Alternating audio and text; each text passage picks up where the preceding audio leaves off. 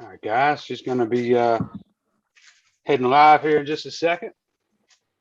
Just kind of waiting for things to open up so I can officially do the open. There's the link.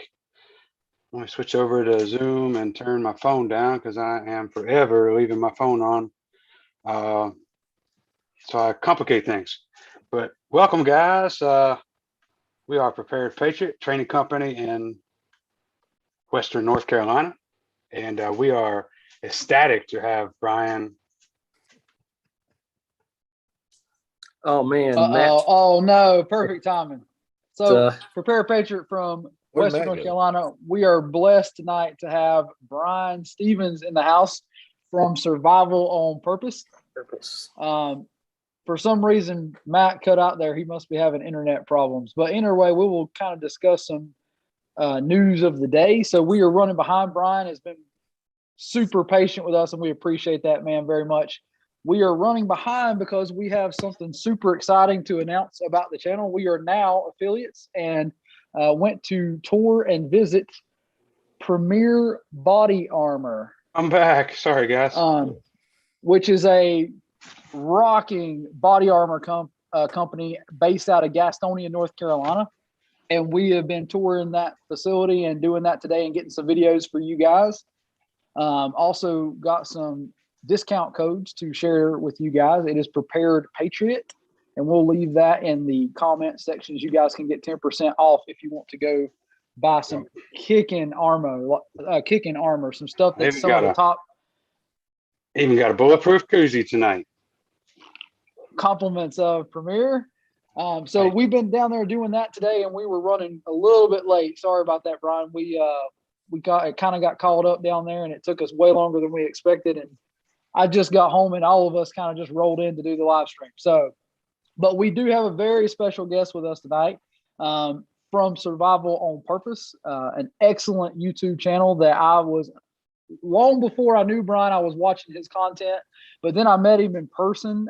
We were at Tactical Response, and we, met him at the instructor class. And awesome stand-up guy that will help anybody. Super good content creator. And we're just so happy to have you on the live stream tonight, Bryan. We appreciate you coming, man. Man, all I gotta say is you must have been really bored if you were watching all those videos of mine. Patrick is the gear guy. He loves his gear. Well, I think it's hard to find honest reviews, and it's really nice when you hear someone come on there and tell you the truth about something versus just blowing smoke for a company, which is why, like with this company, Premier, we have not had any affiliate companies. This is one of the first ones that we've actually attached our name to, and we're proud to do so because it's a phenomenal armor company. I didn't realize how far off base I have been on some things, and this guy really showed me what's up. And man, what incredible dude and company and Christian company that really cares about people. Those dudes are on point. So we're happy to have people like that on our channel. But that being said, a lot of times you get stuff like that and you don't know whether they're bought off. You don't know whether it's a real review or not. And it was so cool to see Bryan would tell you the truth about something, whether or not it was the real deal or not. So we enjoy his content. That being said, I'm super jealous and I kind of hate his guts right now because Bryan just spent over a week. Wasn't it about a week, Bryan, out at? Yeah, man. I'm so blessed, man. So blessed. A week with two of the biggest icons in the industry, as far as I'm concerned, in the training world, which was James Yeager and Clint Smith, who both did a class, which I'm sure, in my opinion, I don't know if James voiced this to you, but it would have been an honor, in my opinion, just to be invited as a co-instructor for Clint Smith. That man is such an icon. James said the two of his greatest achievements in his training career was the first one was being invited to teach a class at Thunder Ranch, which happened a while back, and the second to be invited to teach a class with Clint Smith because I don't know if anybody's ever if Clint's ever co-taught with anybody else. So and so there's just a lot of mutual respect there. And I can tell you, just remind me, I'm going to make a note to tell you about a really touching moment that I saw between those two. So go ahead. We're listening. Well, so Clint has got he's got a lot of cool stuff, as you might imagine. He's been teaching for over 50 years, so he's got not only has he got a cool collection of guns, because he had what is it, the M1 carbine, I think, is like, that's one of his favorite rifles. He's got Yes. and it was made by so many different companies. He's got all but like 3 of the companies that made them. But anyway, we were moving stuff out because getting ready, there was a big wildfire up there. We went up a few days earlier just to help around the place, and they were potentially have to evacuate their home. So we were unloading a safe and unloading a bunch of stuff. And he had some, I call them samurai swords. That's probably not the correct term for them. There's all kinds of, I'm sure there's some specific terms for each sword. I know there are, but James is I think is like trained in that stuff. So he knows about all the different, the martial arts swords. Anyway, Clint, had a sword and gave it to James. He's just, I want to give this to you. And man, it was pretty, you could tell James really, really appreciated it. It was a pretty big deal to James, I think, because, I mean, that's a warrior thing, one warrior giving another warrior a classic warrior tool, so weapon. So, it was pretty cool. Huge. I mean, that sounds huge. Just being there is an honor. Yeah. Then him caring enough about you to give something like that. I mean, it wasn't no amazing. Walmart sword. You know what I mean? Yeah. It was It something had an edge special. on it. Something special. That's Yeah. so cool. But I think that tells you something about the character of those two men too. Absolutely. Both of them are super dudes. So tell us, although I hate it and I don't really want to hear because I'm already jealous enough, can you tell us about your week up there taking the combo class with James and Clint instructing? Wow. Where do I start? So it's just, I tend to ramble if you've seen any of my videos, so I'll just ramble into this one. So, I met James, connected with James at Blaze Show in Atlanta in June. Cause I live 45 minutes from there and he was down. So we got together and had dinner together. And I was talking about, I knew that he had the classes scheduled with Clint. I said, man, I really wish I had signed up for those classes. I just wasn't sure about the schedule, and whatever. And had some projects coming up on my plumbing company. He said, well, why don't you just come along and if you got the time and you can just kind of help out and you be there and see what's going on. And I thought, okay. So I checked my schedule and it turned out I emailed him a few weeks later and said, that's however still good. He said, yeah, come on. So I drove up to Camden it seemed like 3 weeks ago, maybe now, I don't know, on a Saturday. Spent the night there and we left Sunday after shotgun class that I think Jay was at, and headed out. Yep. And A little so later Tim, start than you'd wanted. Yep. And Tim was riding with me, so I didn't have to ride by myself. So that was a whole nother story there. I learned a whole lot about airplanes and mules. Can only imagine. But no, you know what? Really, truly, it was good. I was glad he's with me. Tim's a really good dude, man. He takes a lot of grief from people, but he is a good dude and he knows a lot. And he's a very, very competent instructor too, Anyway, so we got there and we were staying in a hotel in town, but we were going over to help Clint and Heidi out at the ranch because, Clint's 72 years old. And James had told us, by the way, before we got there, he said, the first thing we're going to do is wash the vehicles because Clint ain't going to have no dirty vehicles representing his instructors. Right. And sure enough, we got there, we're washing trucks right off the bat because we got to look good. That place is pristine. It is a beautiful place in the mountains, gravel roads in. He's got 2 or 3 big ranges. And like, there's no brass. The brass is picked up after every class. At the end of every day, there's no brass laying around. Everything is completely clean. And it's just, and he's trying to keep all that up for himself, which is the main reason. I don't know if you've heard that they're looking at trying to sell the place and maybe take their classes on the road or something. He's not going to quit instructing. It's just that I think Heidi has convinced him to, Clint's broken his neck 3 times. He's got like, he's on his 3rd knee. Like he's got a side-by-side and the shifter handle on the side-by-side is his 2nd knee. I thought it was just a titanium thing. That's my 2nd knee. My 3rd one's in here. So anyway, we're up there working. And do you see Matt? Like that's hilarious. For real. So so we were, helping him out around, clean stuff up and get some stuff on the trailer for some classes he's doing in Vegas and load some ammo, just a bunch of different stuff. we cut a few trees down to, keep them away from the building for the fire. But the second day, there was an issue with the hotel, and at the same time, the fire people were saying, you might need to consider you might need to be prepared to evacuate just in case. So we were loading all the stuff up, as I said. And I asked Clint about that. I said, so how often does this happen? He says, not very often, just maybe once a year. I'm saying, so once a year, you got to load all your crap that you want to save into your vehicle, thinking that maybe my house is going to be on fire tomorrow. So it was kind of wild. But anyway, so we wound up staying with Clint and Heidi at their home. And man, they were just, I can't say enough about how nice they were. They treated me and all of us like we were family.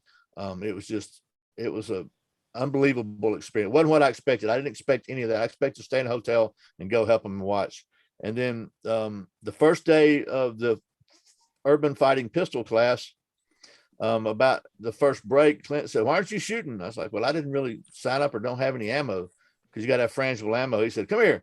So anyway, he helped me out and really, hooked me up with some ammo and made me a spot on the end of the range and told me to shoot. And then the second day, I shot all day and trained all day. And then at the end of that was really, really instructive, because we took a tour through the think house, what people might call a shoot house, but he calls it a think house. And he said, the first thing you need to know about clearing a house is don't effing do it. He said, first of all, absolutely. Yep. Shit. But he took us through there, and it was pretty instructive. I learned a whole lot just about cutting the angles, cutting and looking around corners, and the best way of doing things. And then the next 2 days were the rifle class, and that's the first rifle class I had taken. And so it was pretty wild to take my first rifle class at Thunder Ranch from the guy who is arguably like he's the father of really short-term urban rifle training. I don't think anybody was really doing it before him. He would say he's not the father. Nobody invented anything, but I think he was the one that really got that off the ground. That's my understanding as well, Bryan, is he's the first one to really kind of do that. Isn't he one of the oldest instructors still instructed? Man, I don't know, but I tell you what, he's at 72. Yeah. 3 broken necks. He's had some kind of issue with his spinal column. You can't get him to stop. He won't slow down. So that's why he's still alive and doing as good as he's doing. I do know that he's one of the few remaining that trained with Jeff Cooper, correct? Him and John Farnham. He was the operations director of Gunsight for 3 years before he went on his own. That's what I thought. Yeah. So he said he went out there and took some classes. He was an instructor for his police department, and he was trying to get as much training as he could. And he went out there, and I guess he just developed a relationship with him. They hired him on as operations manager for 3 years. So yeah, it was again, first rifle class I'd taken. And what I thought was really cool about it was both Clint and James Yeager are 2 people that teach fighting. So they're not skills classes. And Rob Latham was up here. I think he's up here this week or last week. And, he's a skilled guy, right? If you want to be a 3-gun guy, he's the guy to go to.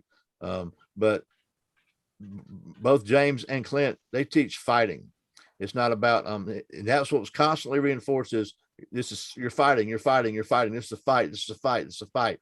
And I think that's something I will give you guys a little plug, because I think one of the things I thought was really cool about Prepared Patriot in your training was that, you do a concealed carry license class. I'm assuming you still do that, but it's not your standard concealed carry license class. Like you got some practical, tactical stuff in there to help people be more prepared and not just get their license.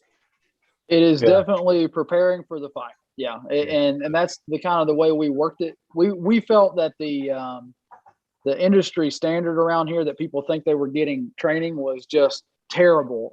And we condensed everything they get in probably the first 3 hours of class. And then you get the rest of the class actually teaching you what to do in a real fight. Yeah. And that's good, because so many times and I've been to a lot of plumbing classes and continued education stuff and all that. It's like, we got to have so many hours of training, So we can stretch 3 hours of content into 13 hours of training all day, right? And you guys Yeah. do the opposite. Yeah, Right. yeah. That's It's good. You know, people get what they're that's what it is. We basically take that minimum and are done with it before lunchtime, and then it really starts. yeah. You know. So a little plug for you guys. If you're in North Carolina near there, you need to go check them out because they're the real deal. I've shot with them, trained with them. So, We appreciate it. We That's all. appreciate that, but Brian. yeah, I was So telling. now, Oh, go ahead. go ahead. No, you I'm sorry. you continue. I was telling Matt before we started here, and he said just hold that thought. But like it was interesting that James and Clint were working together, and they they don't agree on everything. There's a couple things and I can kind of touch on that. But what I thought was interesting too is just the level of respect they have for each other, and but it was funny because sometimes Clint goes off and is doing a lecture or something, and he'll turn to James and say, "And you got anything to add?" James will go like, "Uh-huh," like I agree, whatever. But because he covered it, but I'll say the things that maybe they do differently that was different for me is for example, the James does the high ready that he pretty much is credited with inventing that. I think that I've seen some different magazines that gave him credit for that. And Clint's more of a low ready guy. Neither one's right or wrong. It's just different, right? And then the biggest thing was on the AR on the rifle class. I think James teaches to cycle the slide every time, right? And he teaches hit the button. Military way, Yeah. bag in, hit the bolt release with your thumb. Yeah. So it's a little different for me getting used to that, but that either one, you know what? Again, that's like that's strain and gnats. They both accomplish the same thing, and their both goal is stay in the fight. That's what they're teaching: to stay in the fight, get that thing reloaded, and get back in the fight. It was just, man, I was just editing that video. I did about an hour-long interview with Clint, which will be coming up. If I can get it done, it'll be coming up tomorrow. If not, I got to try to scrabble and get a video for tomorrow. But it's going to be it's pretty interesting, just stuff back memory. But the main thing I got out of it was just like the first time I went to tactical response, I came away with the complete knowledge and understanding that everybody there really, really cares that their students leave more prepared to defend themselves than when they got there. It ain't about a paycheck. And I got the same feeling from Clint. He's almost like a drill instructor. I mean, I felt like I was, being screamed at sometimes because he was so serious about it. On the first day we're having a break and James like, okay, you need to hydrate and reload and tape your targets. And man, maybe I'm a slow magazine loader. I don't know, but I'm the last one trying to drink some water and get over here, YouTube. What are you doing? You're just, give me so. There's no patience there, man. He's serious about it. It's like, you're in a fight. You ain't got time to do this stuff. But I think I looked at their schedule last night or night before last, and they're not booking classes beyond December this year. And there were 3 classes that they had. They still had openings in as of a couple of days ago. So I would tell anybody watching this, if you can swing it, if your schedule allows it, and if your budget allows it, I highly, highly, highly recommend getting one of their classes if you can before it goes, because if it doesn't sell, who knows what's going to happen. They may do some more classes, but right now Heidi's not booked anything past past December just this year. So, and we would 2nd, 3rd, and 4th that. I promise you. You should go take that. Like that is a almost like a mecca to gun training. Like if you get a chance to go there, it's a big deal. But you know what? It has definitely been on my bucket list, man. That's why I said I was so jealous that you got to do that experience. I'm jealous, but I'm also happy for you, dude. What an experience that you can remember for the rest of your lifetime. It was awesome. It really was. And what I'll say this: if you can't go there, Camden, Tennessee is a whole lot closer for most of us. And you go to tactical response and you will get some really, really high quality training. I can't say that the training was any better than I've got at tactical response. I will say, look, there's no doubt the view in the mountains and Oregon. I mean, that was beautiful. That was, you know, not that tactical response is ugly, but it was just, man, it was something. It was a whole nother level. And funny thing, on the way back, I drove back by myself. So I drove down to southern Utah to meet my friend John Abbott from Hog Holsters, who I bought my Jeep from. And he we had dinner and stuff, or had breakfast, I guess. Anyway, I went back across the Rockies. I had to dodge a dead bear in the road. That's never happened to me before. That's different. That's a I'm driving around different a curve and there's experience. this big brown lump in the road. I'm thinking that ain't no possum.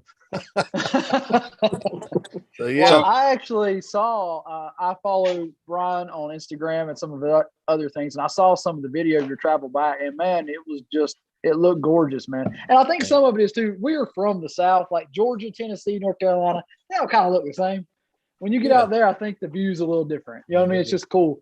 it is. And considering like you said, the whole thought that Thunder Ranch may be no more. I mean, I know you'll still be able to train with Clint Smith, but to be able to say it's kind of like the original gun site, right? Like there's many, many people that wish they would have trained at the original gun site with Jeff Cooper. I think we will hear that same theory go over again when you hear people say, man, I wish I could have trained at Thunder Ranch with Clint Smith before he sold it. You know, I think it'll be the same thing. And hopefully somebody will buy it and continue the training process there. I mean, it's set up to be a range. I mean, the place is, you know, he's got a lot of money in those ranges. I can't imagine somebody buying it that doesn't want to have a training school. But you know, I think if you got the money, they'll sell it. It doesn't really matter, you know.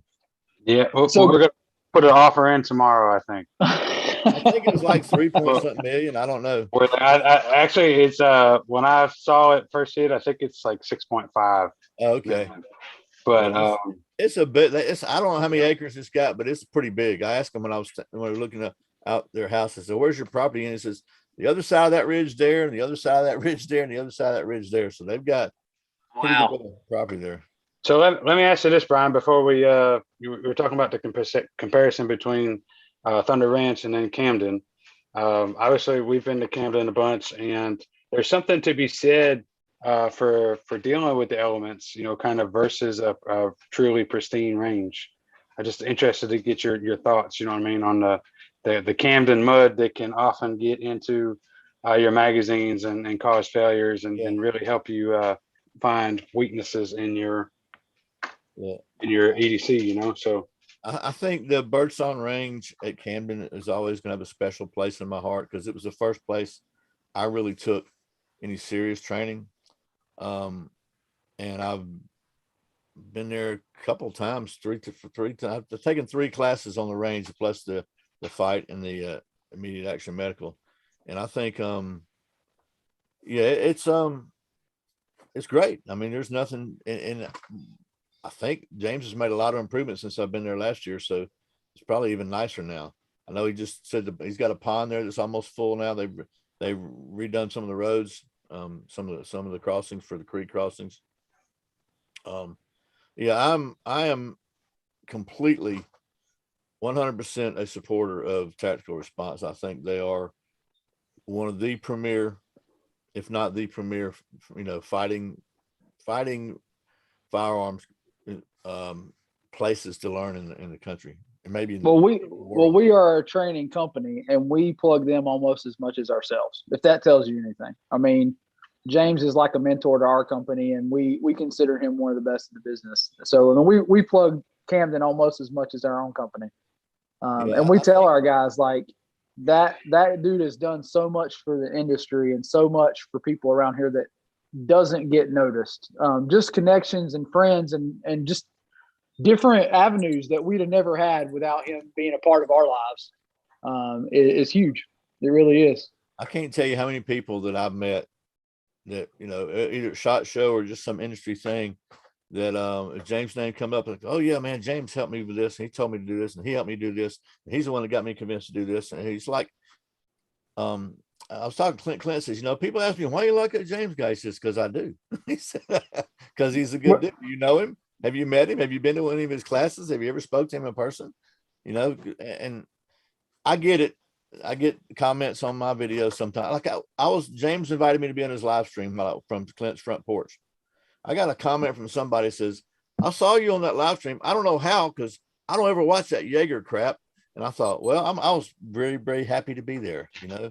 Oh And- man, I mean, we would consider it just like you did an honor, like just being in the presence of two icons of the industry that you can soak up so much knowledge from is huge, I man. know. It's huge. Well, and I think So I want to get back to something that you mentioned already earlier. Let's go back to the car ride with Tim. Yeah. I can't imagine that you got there with Tim in the car without like tears in your eyes at least several times throughout the trip. It was funny. It was fun. Tim's a pilot. I didn't really know that. He's got an airplane. He's also crashed a plane, right? Well, I don't think he crashed it. I think that's what they say, but he actually he bumped something on the run on the taxiway or in the airport. I don't know. I think, but Yeah, he wasn't a wasn't big off the deal. ground yet. I don't think he was off the ground. Yeah, he wasn't off the ground. But I mean, look, I was about 10 or 11, 12 years ago. I was really seriously in the process of figuring out how to go and get a pilot's license. I wanted to do that. So I did a lot of research on it, and I had some money saved up, and that's when everything crashed in the construction industry. And I decided I didn't need to spend 10 grand on a pilot's license at the time, which is about what it would cost then. So, but I understand that it's not a walk in the park to get to become a pilot. You got to know some stuff. You got to Oh yeah. a little bit on the ball up here. You know, there's a lot of math, a lot of weather, a lot of stuff you got to know. So, you know, I respect him for that. He comes off. If you've ever been to one of his classes, I mean, he comes off as a crazy, you know, kind of reckless talking dude, but he's really a good dude. We talked And a lot very about intelligent too. We have mentioned that in the past. Like Yes. as we were talking on screen, Tim is a phenomenal instructor, and he you can is. learn a ton from him in class. But he is also the one that's kind of the comedy relief sometimes. He is for sure. Like, But I will say something about that. I think he has one of the most important roles in the company, because when you are at high stress, especially in like a class like the fight or something like that, it is a welcomed reprieve, you know, for someone that's in a high stress, then they can relax. Tim can get them laughing, get them a joke, and then it's back to learning again versus being super highly stressed. That's a huge value. It is. And he's liable to say the most inappropriate thing at the most inappropriate moment too, but that's Tim, right? Yeah. Yeah, Oh yeah. it is. Weapons junkie in the house. Casey Loftus here. We got a bunch of our usual friends. Thanks, guys. Sorry, guys. I have not been watching the comments closely. Sometimes when I get talking to Bryan, I kind of ignore this stuff. If there's a serious question you guys want to ask Bryan, I would also mention that Bryan is also a expert in most things Boy Scouts, I would say, and outdoors and anything gear wise. Like the man is a wealth of knowledge. So if you have a question you want to ask him, he is a wonderful asset. I will put it like that. I'm You not should an be expert. listening. Not an expert. Well, I have a question. I'll tell you, I have a question for you, Bryan. Okay. And I don't want to completely jump off of the train of Thunder Ranch, but we've covered some of it. But I am wondering, so I've been looking at trail life for my son. And I know you've done Boy Scouts for many years and stuff, but I wanted to get your opinion, if you have one, on trail life. Have you looked into that at all? Is it something I should be interested in? Or So when Trail Life first started, there's a little bit of history. So we were in a homeschool troop. My oldest son was in Scouts. He's 34 now, and he was in a local troop here, and I was, you know, started out when he was in Weeblos, which is like 11 years old, between Cub Scouts and Boy Scouts, sort of. And they said, "Hey, we need leaders, just 1 hour a week." I said, "Okay, so I'll help." Anyway, so I kind of stayed as a leader and helped and just try to stay involved in this. You know, it's a good father-son thing to do. Anyway, so that he got his eagle and grew up, and then we had some younger ones coming up. So we by that time we're homeschooling all our kids. So we had a homeschool troop. So everybody in the troop was homeschooled. And at the time, everybody in the troop signed a statement of faith saying we're Christian, because we were a Christian troop. And we can do that because we're private, right? We did our own little thing. But the program itself was a Boy Scout program is really good. So when they passed that, they made that decision about, I think it was about allowing gay scouts or something, openly gay scouts or something. I forget what it was. But about half, we had a big troop, and about half the people bailed. They quit. Said no more. We even had some guys that sent back their eagles. They were that mad about it. And I think that's kind of when trail life got started. On the other hand, I was really conflicted. So I prayed about it a lot. And one day I was reading Proverbs, and I think it's chapter 25, verse 22. I think, I'm not 100% certain, but something about like a righteous man who gives way before evil is like a muddied stream or something like that. And I thought there's my answer, because if everybody who is if everybody just bails, then we're pretty much, if we think they're doing wrong and everybody bails on the kids, then we're pretty much just abandoning that organization to the stuff we disagree with. So for me, that was what I went with, and I stayed with it. And our little troop, we did what we knew was what we thought was right, and we didn't pay much attention to everything else. Having said that, I don't know what trail life's about. I mean, I don't know how serious they are. I don't know what the program is. I haven't really studied that. I know they're more Christian centered, and so they take kind of like more like the Boy Scouts used to be, maybe decades ago. That being said, I think the main thing that what I would check out is look at their program,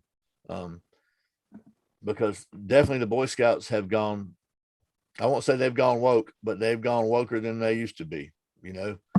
And there was a lot of controversy about them letting girls in, and I still think I'm up in the air about that one. I think that we need girls with high character, just like we need boys with high character. And the Boy Scouts have got a proven track record. Their program, if you stick just to the program and ignore all the crap coming out of the national and all the politics, it's a good program, and it teaches character, and it builds integrity and builds character. And we need girls with the same character. So I don't have a problem really with girls being in it. I just think it's important at that age they be segregated, because man, I remember when I was 14 to 15, and you act different when you're in a co-ed environment. You just do. You act different. You behave differently. You don't. It's just the way it is. It's just hormones, man. It's the way God made us. Yeah. So, Well, so the reason I asked that is I'm not aware of Boy Scouts in the area, but I do know that a church that's close to us has initiated a trail life group, and it was just an open option for us. So to me, it was not really an either or. It's just it kind of presented itself. I'll go check and it out. I didn't get too much into the politics of it. I was just wondering if you had any insight into it, because I knew you were big into Boy Scouts and stuff. And I know I had heard something that it was similar to Boy Scouts, but slightly different. I think, just to cut to the chase, the biggest benefit I see from it, because my kids asked me, like, my two youngest ones did not get their eagle. My two oldest got an eagle. The two youngest one made it almost to eagle and said, Dad, we don't really care about it. They asked me what's the purpose of, like, when I'm like, why don't we want to go backpacking just to walk, and I sum it up like this. We did a 1 week 50-mile kayak trip from in North Carolina at Pamlico Sound, which is the southern end of the Outer Banks, and it was hard. We paddled a lot, and in the last night we left at like 3 a.m, had glow sticks tied on the kayaks, and we had to go 9 miles to meet a ferry on the mainland to take us to some island that Blackbeard was on. I don't know, we stayed, but so it was hard. I mean, they were really, really hard. They were complaining the whole time how hard it was, but when it was over, they look back and say, man, that was a great week. And I think the value is of doing any of those things, any of the programs, is two things. First, the skills that you learn may or may not be applicable to your real life. Although I think it's real good to know the difference between North and South and East and West, and to know how to tie some basic knots and how to build a fire and all those things that some people don't know how to do. But I think just the fact that you can learn that you can do hard stuff and it won't kill you. And sometimes something that's really hard while you're doing it winds up being very rewarding when it's done. And I think those are things that everybody could benefit from. Absolutely. So that is one of the main reasons why we're looking into it. My son is let's see, he's getting ready to be. He just turned 6, so he's probably right around that age where he could start kind of understanding and enjoying and having fun with it, I think. But I didn't know what age did you start your kids in? My youngest one started at like 6 or 7, whatever Tiger Cubs is, and I don't know what that is, but it's young. It's probably maybe kindergarten, first grade age. I don't know, because they always used to ask my kids, "What grade are you in?" I'm like, "Oh, let's see." They don't know because they're in high school, right? That's us. We're homeschool family as well, so they're in that grade. They're kind of here and here. Yeah. So we do the same. Max says his daughter is in Scouts now. They went to Scouts because Girl Scouts was a joke in their area, but their girl troop kicks ass. Yeah, you know what? I don't want to dog on the Girl Scouts, but in my opinion, there's a lot of great Girl Scout local troops, but at their national level, they are way, way, way. Let's just say that I disagree with pretty much most of what they promote at a national level. I think they're very feminist and very liberal, and that ain't good me. to know. Yeah, good to know, man. That's good to know. But that's not necessarily the truth at a local level. Just like at our Boy Scout troop, we didn't come do things the way the National Council did. We had our own little deal and we did it, and we kept to ourselves, and we did the Boy Scout book. We got the book and we did the programs, and we got, we did it. We didn't pay attention to what kind of political nonsense was coming out of the mainstream. And I think if you plug into the right areas and the right groups, you could probably still do the Boy Scouts. And I guess that's the thing with me is like the Boy Scouts has a reputation. And like you said, you can say you got your Eagle Scout, and that means something to people. You know what I mean? Like people hear that and they understand what that means. And that was a lot of work and it meant something. It meant responsibility and time invested and stuff. Whereas I don't know with other groups how well that will translate in the real world, Yeah, I mean, Trail Life might build that reputation eventually, because I think they're a big time operation. But Boy Scouts have got 100 years of history behind them. So Awesome. Max says the local ones to us do nothing but sell cookies. No camping, no outdoor activities. And that's the sad part. And that's one thing I've always kind of struggled with is that, is it worthwhile to be a part of the group or just to do those things with your kids, But I think there's something to like you said, the pathway of being there with other kids and having to forge out those relationships and learning that, maybe the group wants to do something that you don't want to do and you need to go along with it. And in the end, you learn it was rewarding and fun, but you would have never picked to do that on your own. Yeah, and I think also just the path to advancement, where you earn badges and you earn ranks and you move up, that kind of creates some goals for people to do. And the kids love it, man. They the younger ones especially, you could tell it really meant something to them when they got their next rank or they earned this badge or that badge. It's kind of like a reward. People will work harder for just a badge sometimes than they will for money, or whatever. Yeah. It means something whenever all their other friends are trying to get it too. And it kind of comes recognized in front of all their other friends for getting it.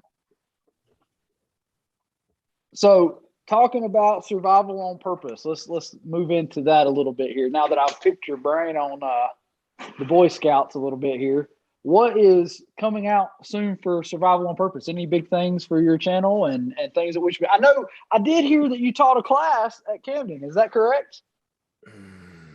No, You didn't? You didn't teach a class up there? I did not. The only class that we taught was the one we taught together, and I found this. Recognize this thing here? I found this the other day. Oh, yeah. Oh, sure. Wait, that's got let's see, that's got Patrick Woods Safe Firearm Storage and Defensive Ammunition from Matt O'Neill. Yep. So yeah, that's the only class that I remember I've taught. For some reason, I thought you were putting a class together up there. Like a survival class or something. No, the alumni was kind of caught me. I couldn't get free, man. I've had some big plumbing projects going lately, so anything else with Survival on Purpose that's coming out? Anything that's exciting for you? the biggest thing I'm excited about is I'm going to be posting an interview with Clint Smith very soon. And it's like, man, that was like pretty cool. I've And I got, can't wait to see that and all your. I'm hoping you got some video footage of the class that you're going to throw up too that we can see. I got some. I mean, it's hard to do shoot. I mean, I was behind the trigger most of the time, so I had a little bit of footage that somebody else shot for me. I've got I bought a new 308, a Savage 110 308. I've got I got a video of that coming out. I've got a couple of other gun video stuff out, and then just I'm trying to come up with some more, not just review stuff, you know what I mean? Not just like, okay, I got a review, because I started the channel to do skill stuff, and then it seemed like every time I would do a review, that got a lot more views. People wanted to see that. So I want to make a video what people want to see, but at the same time, I want to hopefully share what little bit of knowledge I might have about something, you know, and help people out. Because what I see, my top video crazily was 3 concealed carry mistakes that'll get you killed, and it's now up over 1 million views, which is like, wow, it's crazy. And those 3 mistakes, just a spoiler, are, and you know them, one of them is not carrying an extra magazine, not carrying with a round in the chamber, and not getting some training. Those 3 things can all put you at a self-induced handicap, is what I call it, right? Yeah. And it maybe, I didn't say they will get you killed, but they could get you killed. It's you're handicapping yourself. How many haters did you get for the empty chamber comment? Oh, so much. That's the number one criticism I get. I get people talk about the magazines too. Well, you think you're going to a war, blah, blah, blah. They don't get it. But the empty chamber, man, that just messes people's mind. And I think I pissed people off because I said that if you're not willing to do that, that means you don't have a lack of confidence. And the reason you don't have enough confidence is because you don't have enough competence. And for some reason, people think that if you say they're incompetent in a certain area, that's an insult to them. And look, I'm incompetent in a lot of areas. We all are. Competence is not a personality trait or a character trait. It's just a matter of what you learned and what you're willing to work on. But that just absolutely trips people's trigger. But I still stand by, you know. So that's the funny thing and the hardest part for me. And on our channel, you'll see a lot more content about that than gear. And I absolutely hate gear videos for myself. I hate doing them as much. But it's like you said, that's the ones everybody wants to see. Everybody wants to watch that. And then even though there's so much meat and potatoes that you can get from other stuff, that's what people tend to gravitate to for some reason. I don't know why. That's everybody wants the flashy and the new. And it's funny how there's so much valuable content there to be absorbed if people would just listen and look. But it's not flashy and it's not cool enough for them, you know. Yeah. And they hate to have their bubble burst, right? They all think they know something about guns and all that, even if they've never had training. And when you throw salt in that wound, they don't like that. It steps on the we came back from that instructor class last year, and that's why I still got this, because one of my plans was to go ahead and make a video about these topics we talked about for new gun owners, make a little series, right? So the first one was firearm safety, which was my topic at our class, and I did that. And it got like, I don't know, this many views compared to normal. So, man, people just aren't interested in that. They want to see everybody. You know, James did a thing on Instagram or Facebook or whatever a while back. Said, what would you rather have, a gun and no training, or training and no gun? And everybody, absolutely, because he said, I'd rather have training and no gun. That doesn't make any sense. That's stupid. But people who knew, like Pat Mack and Clint Smith and all the other guys said, yeah, I'd rather have training with no gun every time. So, and people just don't get it. The fact just having a gun doesn't make you doesn't mean that you know how to use it. Doesn't mean you can defend yourself. And in most cases make you more of a liability than an asset. And we preach that all the time to our students. Be an asset and not a liability. Because if I can't trust you to be around me, then I can't trust you to defend me. And if you don't know what you're doing, you're more of a liability than an asset. Yeah. And look, I firmly believe that everybody has a right to have a gun, carry a gun. I Sure, don't absolutely. everybody should.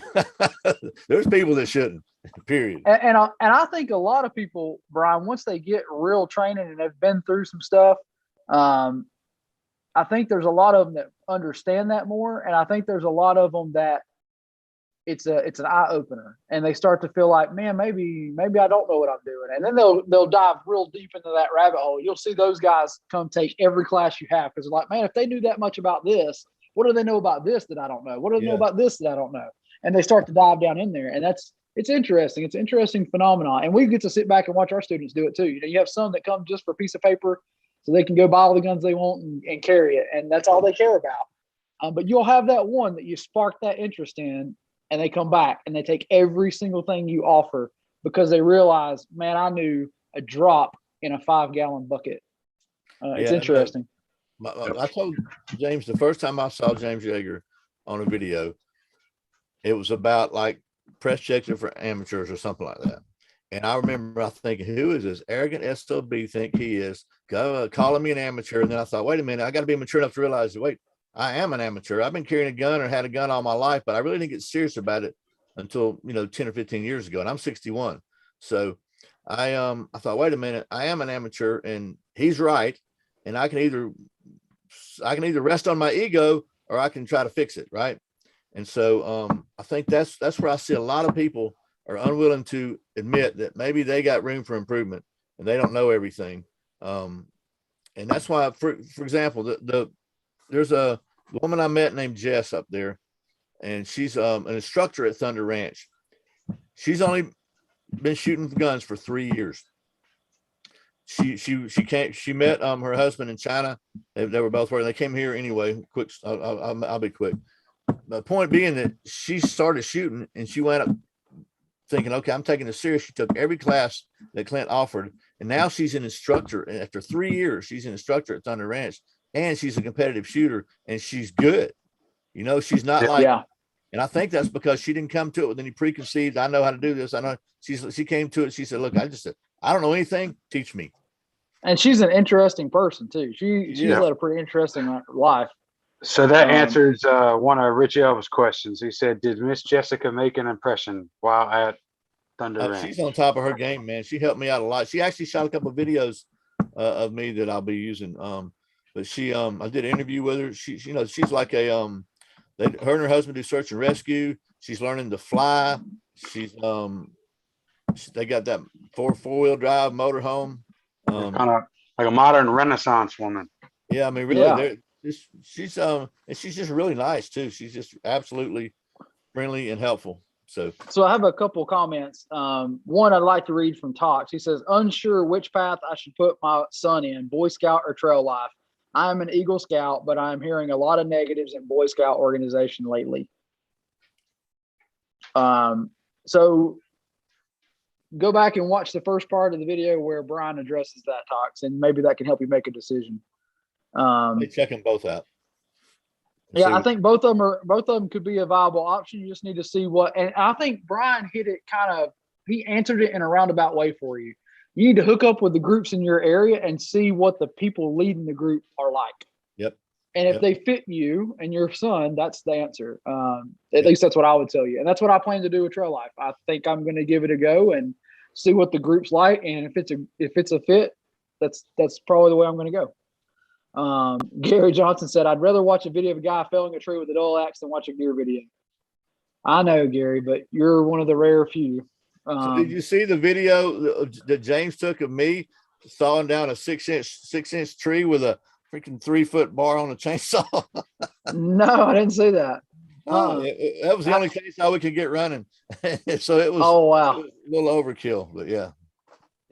And then Austin says, here's a question for you, Bryan. He says, what is the one thing with your knowledge about survival you would think someone should know or can't express enough that someone should learn about? Honestly, the most important thing I think you should learn about survival is trauma med, because most of us spend way more time driving and working than we do in the woods, and everybody wants to be Les Stroud, but the reality is you got a much greater chance of needing a tourniquet than you do of needing a fire steel. I'd say trauma medical. You know, get some immediate action medical tactical response is a great class to go take. And Because Austin has had Prepper Med with us, so he is well prepared in that area. good deal. Yeah, so he is training. He is an alumni with us, and he trains quite a bit. So he's on the board. And he actually made a comment. He said, "There's not enough people in my age group that come out to take classes," and I agree with you, Austin. That's where you got to come in, man. You got to let that younger generation understand how important it is. Right? A gun means nothing without training, and people. And I'll even say, I think James hit that on the head with the way that he says it. He says a gun only complicates your life. It doesn't make it easier. Yeah. And I think that was a pretty profound statement if you think about it. A lot of people think it's like the answer to all their problems, and in reality, it's not. It's a bigger complication to your life. It is very important, but it's also complicated. And if you don't know what you're doing, you're actually a liability, not an asset. But Austin is a good dude, and Austin does train. So thank you so much, Austin, for supporting us and the channel and being out there and taking those classes and being in Prepper Med and learning all the important stuff. And let's see, can y'all believe it's been an hour? Bryan, man, we appreciate you so much for joining us and giving us some insight on your amazing adventures and what you've been kind of involved with. And we can't thank you enough for your support and also just your kind words and just being with us and giving your experience, man. We appreciate you coming out tonight. Oh, I appreciate you having me. I can't. You must have been hard up for some guests, man. No, dude. Like I might add, if you guys are on the Prepared Patriot side and you haven't checked out Bryan at Survival on Purpose over on the YouTubes or here on the YouTubes, make sure you run over and hit his subscription button and hit his notification bell. Don't get He's your hopes too also high. he's also on all social media, right? Like you do. I know you do Instagram. Or Facebook. You do more Well, I day-to-day think about stuff it, yeah. there. I've been doing more Instagram lately just because I had stuff to share, but that's something. It's just hard for me to. Sometimes I'll be busy during the day and don't even think about it. But yeah, I got Instagram and Facebook, the old Facebook, the communist platforms like YouTube. I'm on all the communist outlets. There you go. So Matt, if you want to tell them about classes that are coming up, if you do want to train with us, Matt, tell them what's on the schedule coming up. Yeah, guys. Sorry, I fumbled the intro. I hadn't even been drinking that much, but yeah, we've got our Prepared Pistol 2 class. We're going to be moving forward into 2022 and combining our previous Prepared Pistol 2 and 3 classes together for a 2-day class. So we're running our Prepared Pistol 2 class October 16th and 17th, and then November 20th we'll be having our Intro to Medical and Low Light Combination class. That's November 20th after the time changes. And there's a few of our versions of concealed carry peppered in there. And then we'll be rounding the year out with our alumni campout.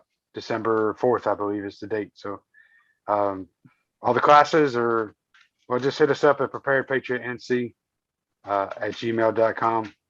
Things are a little bit in flux as far as where we're going with classes and on the website. So just hit us up via email. All right, guys. Until next time, Bryan, thank you so much for coming out. And we like to remind you to carry smart, carry safe, and be prepared.